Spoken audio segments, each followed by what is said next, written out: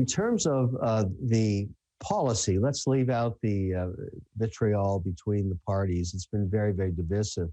Prior to the pandemic, so at the beginning of March, the first 3 years of the Trump administration, and I don't want to be, biased, pro or con any politician, but the policy, which I care about the most, was extremely accommodative for the U.S. economy. I've never seen such growth for small and mid-cap companies, which represents 68% of the U.S. economy.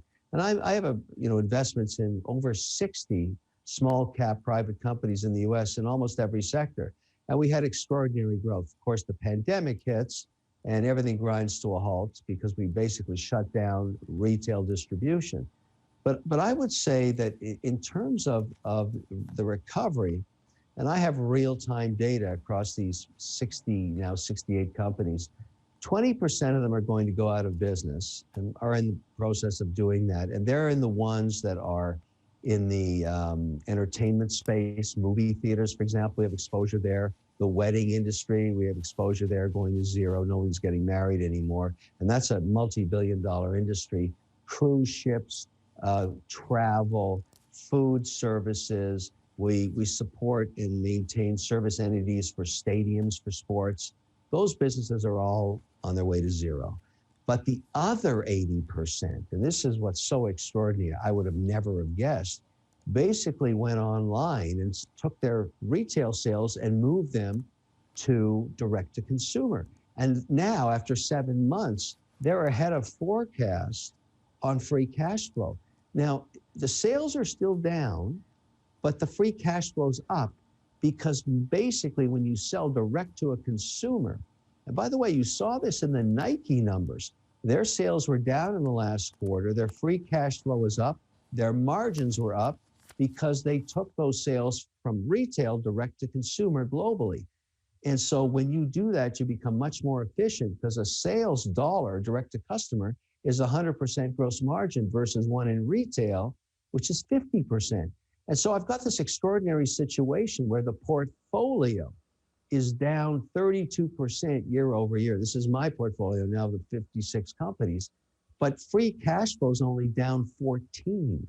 And so, I'm pretty bullish on when we get out of this pandemic, probably in the next 12 months, that my portfolio and many small cap companies in the US are going to be doing very, very well, with the exception of those areas I talked about, which I think, in the case of movie theaters, I don't think they ever come back. People are going to stream their content, and those facilities will go through bankruptcy and be repurposed as cloud kitchens, as condominiums, as climate control pick and pack facilities. And that's okay. That's just the conversion of the economy to something more efficient. Kevin, before I let you go, I just want to ask you, obviously we're coming up on this foreign policy debate. You don't think the markets really care about this, but when you take a step back and think about what we could potentially see between the U.S. and China over the coming months, obviously if you have a lame duck president in President Trump and an incoming Biden administration, there could be some volatility, frankly, in terms of not just markets reacting to that, but what's coming out of Beijing. How do you see this playing out in the near term? Do you think a Biden presidency would be better for U.S.-China relations? Are we going to see more of the same? Hadley, that's a fantastic question, and the outcome unknown.